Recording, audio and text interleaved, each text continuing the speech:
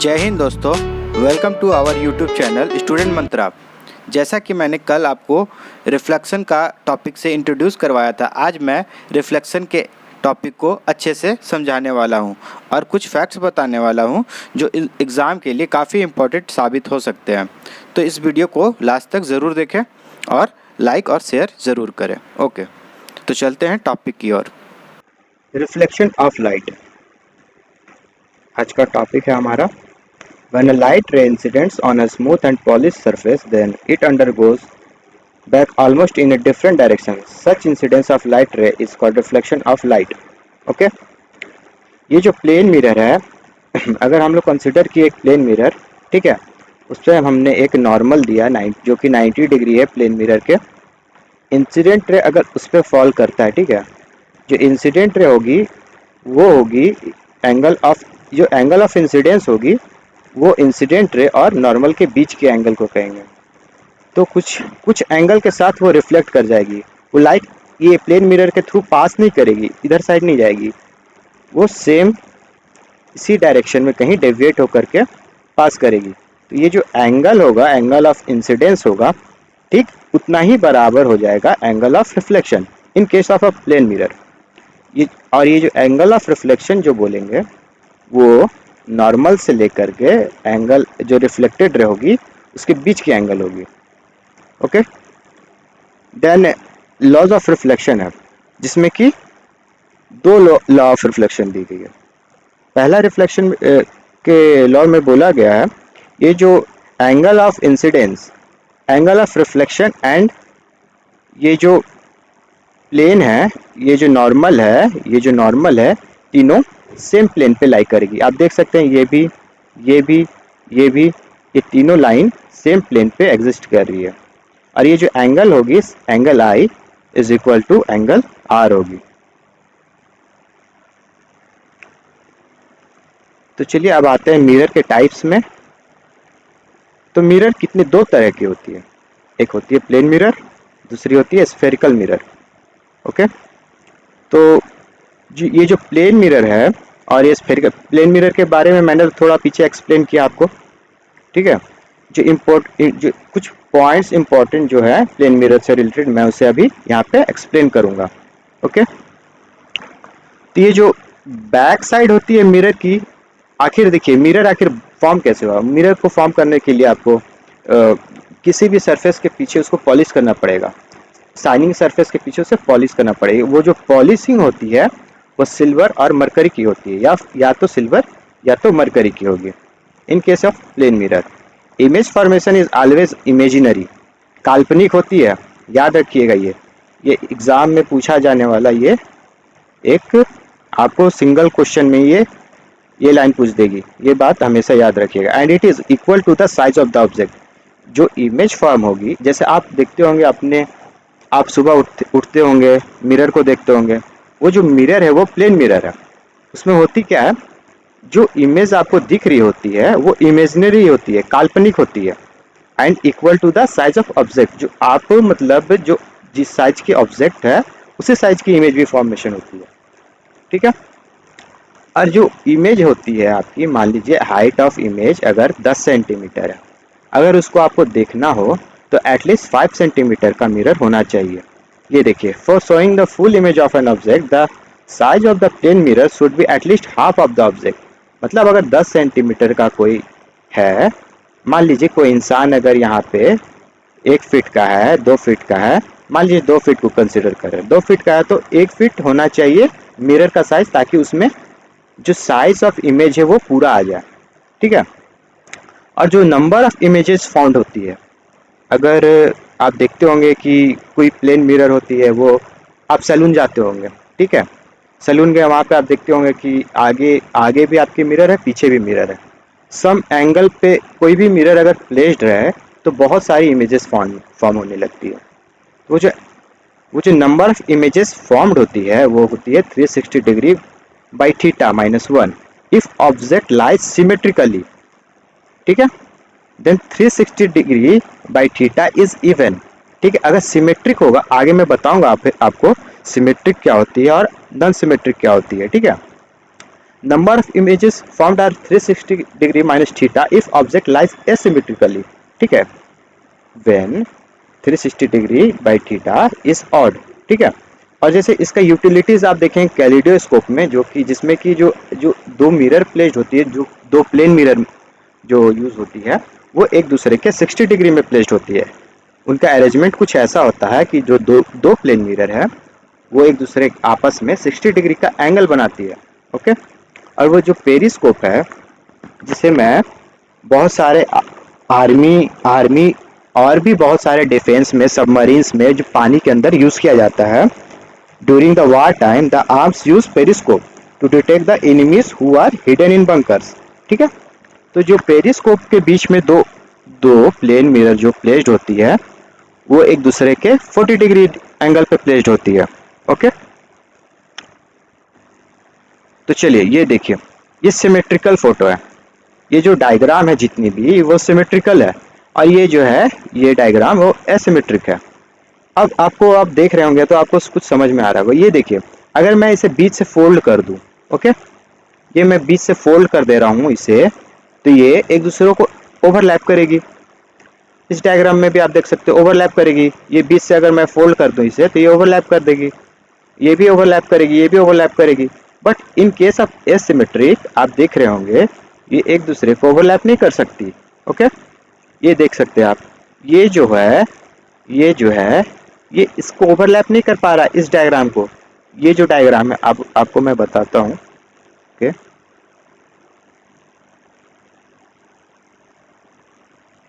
ये जो पार्ट है, पार्ट 2 के साथ नहीं दिख रहा है आपको सिमेट्रिक, ये सिमेट्रिक नहीं है, एक दूसरे को ओवरलैप नहीं करेगी। पार्ट 1 और 2 एक दूसरे को ओवरलैप नहीं करेगी। ओके, तो चलते हैं आगे। अब आ गए हम लोग स्फेरिकल मिरर की ओर। स्फेरिकल मिरर कुछ यूं होती है, मान लीजिए एक बॉल लिया मैंने, क्रिकेट बॉल या फिर फुटबॉल, वॉलीबॉल, कोई भी बॉल लिया मैंने, बॉल लिया, उसे मैंने दो भाग में कट कर दिया। ठीक है, देखिए होता क्या है, in spherical mirror side has a layer of mercury और लेड। ठीक है, लीड ऑक्साइड, मरकरी या तो लीड ऑक्साइड से पेंटिंग की हुई रहेगी। जो साइनी सरफेस होगी उसके छोड़ के जो पीछे वाली सरफेस, जिसको अगर लेयर जिस पे चढ़ाया जाता है, वो मरकरी या तो लीड ऑक्साइड की होगी। ठीक है, और ये दो तरह की होती है, या तो इधर पेंटिंग होगी या तो अंदर साइड पेंटिंग होगी। देखिए कनकेव है, इन केस ऑफ कनकेव, मैं कनकेव को थोड़ा यहाँ पे एलोबरेट करता हूँ। ये देखिए कनकेव है, मान लो यहाँ पे एक सर्कल था। ठीक है, ये पूरा सर्कल था, एक बॉल था, बॉल का एक पार्ट को मैंने कट कर लिया, उसका कुछ हिस्सा को मैंने यहाँ पे concave as a concave mirror use कर लिया, जिसके आउटर भाग में जैसे आप देखते होंगे बिक्की बॉल या फिर क्रिकेट बॉल जितने भी होते हैं, उसे हरे रंग से मैंने अधिक कर दिया, तो वो मान लीजिए आपका लीड और मरकरी और लीड ऑक्साइड का बना हुआ है। ठीक है, तो जो कनकेव मिरर होता है वो हमेशा कन्वर्जिंग इन नेचर होता है। कन्वर्जिंग बोले तो मतलब अगर इमेज गई, ठीक है, इमेज का अगर ये लाइट रे गया, तो उसका जो इमेज फॉर्मेशन होगा वो कन्वर्जिंग इन नेचर होगा। मीन्स कन्वर्जिंग इन नेचर होगा मीन्स एक एक जगह पे, एक पॉइंट पे आके, एक सर्टेन पॉइंट पे आपको आके मिलेगा। ठीक है, same in but in case of convex mirror it is diverging. Diverging बोले तो मतलब डाइवर्स कर रही है, जहाँ पे मतलब आपको देखा जाता होगा बहुत सारे ऐसे जगह होते हैं, जैसे गाड़ी और भी जो लाइट्स लगी होती है आपके सोसाइटीज में लगी होती होगी रात के समय अंधेरे में, उस टाइम जो यूज होता है कन्वेक्स मिरर, वो होता है कन्वेक्स मिरर। ठीक है, उस टाइम जो मिरर यूज होता है वो होता है कन्वेक्स मिरर। ओके, आप देख रहे हैं यहाँ पे कनकेव मिरर में आप ये जो मिरर इमेज फॉर्मेशन हुआ, ये एक सर्टेन पॉइंट पे आके मिला। ठीक है, लेकिन ये आप देख रहे होंगे, और सेम साइड जो जिस जिस जिस डायरेक्शन से लाइट फोकस हुई ये कनकेव मिरर में, ये दे सकते हैं कनकेव पार्ट। केव से ही आपको समझ में आ रहा होगा, ये देखिए ये कनकेव है, केव एक गुफा की तरह है। ठीक है, ये कन्वर्जिंग नेचर हो गया, आया सारा लाइट रे आया। ठीक है, ये कनकेव, ये मिरर से आया और लाइट रे आकर के एक जगह पे मिला। ठीक है, ये हो गया कनकेव की बात मैं बता दिया। और ये कन्वेक्स में आप देख सकते हो, ये आया। ठीक है, बट साइनी सरफेस इधर होने की वजह से, ठीक है, ये रिफ्लेक्टिंग पार्ट हुआ मेरा। ठीक है, साइनी सरफेस ये तो मेरा पेंटिंग वाला पार्ट है, जिसे मैं लीड ऑक्साइड से पेंट किया हूँ, मरकरी से पेंट किया हूँ, ये जो है ये पार्ट आएगी और रिफ्लेक्ट करेगी। ठीक है, तो मैं इसे ये आगे मैं किसी तरह ले जाऊंगा, खींचूंगा। ठीक है, और जो लाइट रेज जो होगी वो जाकर के मिरर के अपोजिट साइड बनेगी। ठीक है, तो इससे कुछ समझ में आया होगा, जो लाइट रे है वो आपका डाइवर्जिंग इन नेचर होगा इन case of convex mirror. Okay,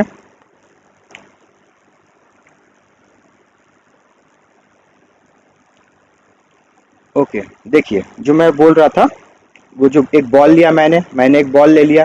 ठीक है, बॉल जैसे लिया मैंने, बॉल एक ये पार्ट, ये मान लो एक पार्ट है। ठीक है, कट कर दिया मैंने, ये होगी सेंटर, ऑब्वियस है ये सेंटर होगी, ये होगी उसकी रेडियस।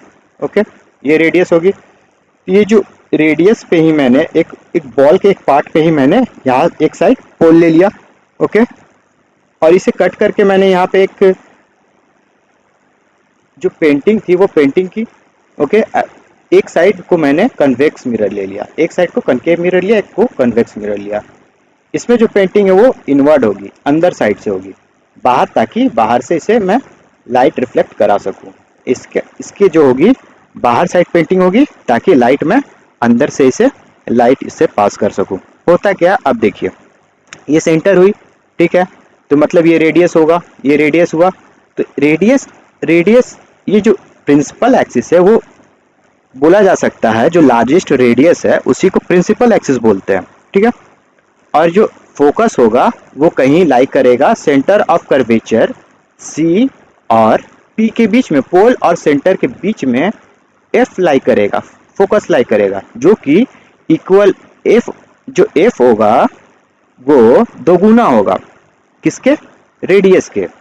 ठीक है, तो चलिए आगे देखते हैं। देखिए, the center of the glass sphere is called center of curvature and the middle of the point spherical mirror is called pole. The line passing through the center of curvature and pole is called principal axis. Okay, और जो f है वो c/2 होगा। c ये यहाँ पे c था, ठीक है, सेंटर था, c का आधा होगा f। ठीक है, तो एक फॉर्मूला दिया गया, क्या है, एक फॉर्मूला दिया गया, बहुत सारी डेरिवेशन आती है एग्जामिनेशन में। तो उसमें क्या बोला गया, जो 1/v होगी प्लस 1/u होगी बराबर 1/f के इक्वल होगा, जहाँ पे v जो होगा वो image distance from the mirror होगा। आप मिरर के सामने खड़े होते हैं तो इमेज डिस्टेंस होती है, ऑब्जेक्ट डिस्टेंस होती है। ठीक है, तो ऑब्जेक्ट डिस्टेंस मतलब आपसे और मिरर की दूरी। ओके, और मिरर से इमेज की दूरी जो होगी वो v होगी। आपसे और इमेज मिरर की दूरी जो होगी वो ऑब्जेक्ट डिस्टेंस होगी। मतलब कहने का मतलब ये ऑब्जेक्ट कितना दूर है, वो मिरर से कितना दूर है। ठीक है, और जो एफ है वो focal length of the mirror बताया मैंने, वो लाई करता है सी और पी के जस्ट बीच में। ओके, तो चलते हैं अगले पॉइंट पे। अब मैग्निफिकेशन फैक्टर क्या है, इसे मैं अगर सबसे सिंपल वे में बोलूँ तो ये जूमिंग फैक्टर है। कितना भी मैं जूम करके देख सकता हूँ, मतलब जूमिंग करके देख सकता हूँ, क्लियरिटी देख सकता हूँ किसी भी इमेज को। ओके, तो ये होता है length of image by length of object. Okay, और ये होता है जो इमेज का जो दूरी होगा, ठीक है, बाय ऑब्जेक्ट का जो दूरी होगा। ओके, जो image formation and its types में आपको काफ़ी प्रॉब्लम आती होगी, रियल इमेज और वर्चुअल इमेज में काफ़ी कंफ्यूजिंग टॉपिक रहता है ये, तो मैं आपको आज क्लियर कर देता हूँ, सिंपल वे में समझाता हूँ आखिर रियल इमेज और वर्चुअल इमेज में क्या डिफरेंसेस है। ओके, तो रियल इमेजेस क्या होती है और वर्चुअल इमेजेस क्या होती है, और कौन सा मिरर कौन सी इमेज फॉर्म करता है, आगे मैं इस वीडियो में बताऊंगा। तो चलिए आते हैं, ये जो रियल इमेज है, if light rays coming from a point meet after reflection then the image formed is real. Generally, real image is inverted and can be obtained on a screen. Okay? देखिए होता क्या है, ये light rays है, ये ठीक है, ये ऑब्जेक्ट है। ठीक है, इसे मैं पास कराऊंगा सेम हाइट पे, और ये इसे मैं पोल से पास कराऊंगा। ओके, जहाँ पे इमेज बनेगी ये आप देख रहे हो इन्वर्टेड इमेज। इन्वर्टेड इमेज बोले तो देखिए इसका, मान लीजिए एक इंसान खड़ा है, ठीक है, इंसान का सिर यहाँ पे है, ठीक है, यहाँ पे सिर है, लेकिन आप देख रहे हो जब इमेज फॉर्मेशन हुई तो उसकी सिर हुई वो उल्टी हो गई। जस्ट जिधर उसका पैर था उधर उसका सिर हो गया। ओके, तो ये जो हुआ, ये जो इमेज का जो फॉर्मेशन बोलेंगे इन्वर्टेड, जस्ट उल्टा इमेज बना। ठीक है, सीधा इमेज नहीं बना। ओके, तो अब देखते हैं वर्चुअल इमेजेस क्या होती है। और ये जो रियल इमेजेस की खासियत जो होती है, ये ना सेम, ये जो मिरर है उसके सेम साइड बनेगी, इसी साइड बनेगी। अगर आप ऑब्जेक्ट यहाँ पे लिए हो तो कहीं इसी साइड में बनेगी, इस साइड नहीं बनेगी, इस साइड नहीं बन सकती है। ओके, इस साइड नहीं बनेगी। चलिए वर्चुअल इमेज पे आते हैं। वर्चुअल इमेज क्या है? If the light is coming from a point after reflection does not meet actually but appear to come from another point, then the image formed is virtual. It can be cast on, it cannot cast on the screen. Sorry, थोड़ी सी mistake हो रही थी। Okay, चलिए। और ये जो real image है इसको आप कास्ट कर सकते हैं स्क्रीन पे। ये टॉपिक, ये पॉइंट मेरा थोड़ा सा छूट गया है। अब चलिए आते हैं image formation by various mirror, जिसमें पहला जो रहेगा वो कन्वेक्स मिरर रहेगा। होता क्या है, देखिए, कॉन्वेक्स मिरर को मैंने पीछे वाले पॉइंट में नहीं बताया क्योंकि कॉन्वेक्स मिरर का यूज ज़्यादा नहीं है, लेकिन कहीं कहीं है, उतना नहीं है जितना कॉन्केव मिरर का यूज है। ओके, तो देखिए, ये in convex mirror the image of an object is formed behind the mirror between the pole and the focus, and the image formed is smaller than the object and it is erected and virtual. Erect image बनेगी। ठीक है, मतलब जिस direction पे, जैसे आप देख रहे होंगे, ये जो इंसान मान लो यहाँ पे खड़ा है। ओके, ये जो इंसान मान लो यहाँ पे खड़ा है, सेम सेम उसी तरीके से ये इंसान खड़ा है। ये सिर अगर इधर होता तो इरेक्ट नहीं बोलते, बट सेम साइड, मतलब सेम साइड नहीं, जिस तरह से ये खड़ा है सेम इंसान इसी तरह से यहाँ भी खड़ा है। But in case of convex mirror आप देखें, जो इमेज फॉर्मेशन होती है वो काफ़ी छोटी होती है। ओके, देखिए, आप ऑब्जेक्ट हाइट देख रहे होंगे और ये इमेज हाइट देख रहे होंगे, काफ़ी छोटी होती है। और ये इमेज फॉर्मेशन जो होगी वो जो मिरर है उसके पीछे साइड बनेगी। ये इसकी सबसे इम्पोर्टेंट पॉइंट है फ्रेंड्स। ओके, इसलिए इसलिए इसे वर्चुअल इमेज कहते हैं। मैंने आपको बताया था, रियल इमेज वो होगी जो इमेज जिधर जिधर से ऑब्जेक्ट रहेगा, जिस जिस पार्ट पे ऑब्जेक्ट रहेगा, अगर रिफ्लेक्शन अगर होगा तो सेम साइड में बनेगी, कहीं इधर इमेज बनती। ठीक है, but in virtual images image form in behind the mirror. Okay, जो इमेज फॉर्म होगी वो मिरर के पीछे साइड होगी। ये देखिए, इमेज यहाँ पे, ऑब्जेक्ट यहाँ पे, मिरर यहाँ पे, और जस्ट उसके पीछे आपका इमेज फॉर्मेशन हुआ। ओके, सो देखिए, यूजेस काफ़ी कम है कन्वेक्स मिरर की, बट यूज होती है मोटर कार, ट्रक, ईटीसी के रियर व्यू मिरर में। रियर व्यू मिरर बोले तो साइड मिरर भी, आप सामने वाले मिरर को मत समझना, साइड मिरर। आप साइड मिरर में क्या देखते हैं, बहुत छोटा सा मिरर होता है, अब बहुत सारा डिस्टेंस कवर करता है, मीन्स वो डाइवर्ज कर रहा है कहीं जा करके, मतलब बहुत ज़्यादा एरिया कवर कर रहा है। ओके, मैंने पहले भी कहा convex mirror is a diverging mirror in reflecting lamps installed near road and streets. Road और स्ट्रीट्स में आप देखते होंगे काफ़ी सारे लाइट्स पाए जाते हैं। कॉन्वेक्स मिरर की यूज़ है उसमें, क्योंकि डाइवर्स करना है, मुझे लाइट एक पर्टिकुलर डायरेक्शन सेम पॉइंट पे नहीं चाहिए, मुझे लाइट को बिखारना है ताकि मुझे ज़्यादा से ज़्यादा एरिया कवर कर पाए। ओके, तो चलते हैं अगले टॉपिक पे। देखिए, अब जो इमेज फॉर्मेशन होती है कॉन्केव मिरर की, ये थोड़ी लंबी टॉपिक है, इसे आप एक बार में अच्छे से समझिएगा। ये पूरी क्लियर टॉपिक है, मैं आपको अच्छे तरीके से बताऊंगा और इसका कुछ ट्रिक भी दूंगा ताकि आपको अच्छे से याद हो और याद करने में दिक्कत ना हो, ताकि आप एग्जामिनेशन पर्पज से इसे अच्छे से समझ सके। ओके, तो चलिए आते हैं। जो कनकेव मिरर है ये रियल और वर्चुअल इमेजेस दोनों शो करती। मीन्स आप समझो, ये जो इमेज है आप देख रहे होंगे, इस डायग्राम में आप देख रहे होंगे, ये जो ए डायग्राम है ये इमेज है। ठीक है, ये ऑब्जेक्ट है। ठीक है, जो इमेज फॉर्मेशन हुआ ये इधर साइड हो रहा है।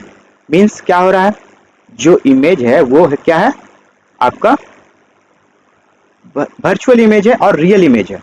ओके, अगर पीछे होती, ये अगर पीछे होती तो मैं क्या बोलता इसे, ये आप एफ वाले पॉइंट में देख सकते हो। ओके, मैं इसे थोड़ा डिफाइन कर देता हूँ। ओके, ये देखिए image I. Okay, same side fall की। तो देखिए इन्फिनिटी, एट इन्फिनिटी, इन्फिनिटी पे आप रखेंगे किसी भी पॉइंट को, तो वो किसी भी ऑब्जेक्ट को अगर आप इन्फिनिटी पे रखोगे तो होता क्या है, उसका जो इमेज फॉर्मेशन होता है वो फोकस पे होता है। ओके, ये देख रहे होंगे आप, ये जो इन्फिनिटी है, ठीक है, ये जो ऑब्जेक्ट है, ये आपको कहीं दिख रहा है क्या, जो ये कहाँ पे रखा हुआ है, इन्फिनिटी पे ही होगा। ठीक है, फॉल किया, फोकस पे आके मिला, मीन्स कन्वर्जिंग इन नेचर है। ओके, कन्वर्जिंग भी है और क्या है आपकी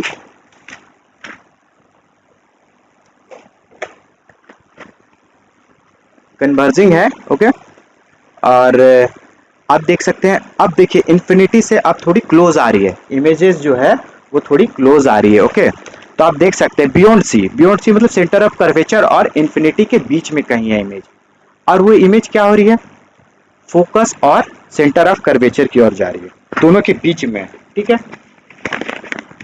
सेंटर ऑफ कर्वेचर और फोकस के बीच में।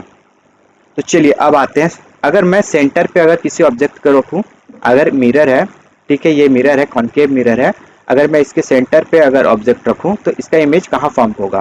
ठीक है, तो इसका ये देख सकते हैं आप, ये सेंटर ऑफ कर्वेचर से आकर के सेंटर ऑफ कर्वेचर पे ही आती है। ठीक है, लेकिन ये जो इमेज फॉर्मेशन होती है वो रियल होती है। Real means same side of the mirror. Okay, same side है, but size is in, but inverted. Inverted means ये जो आप सिर देख रहे होंगे, जिस साइड सिर है उस साइड इस मिरर का पैर है।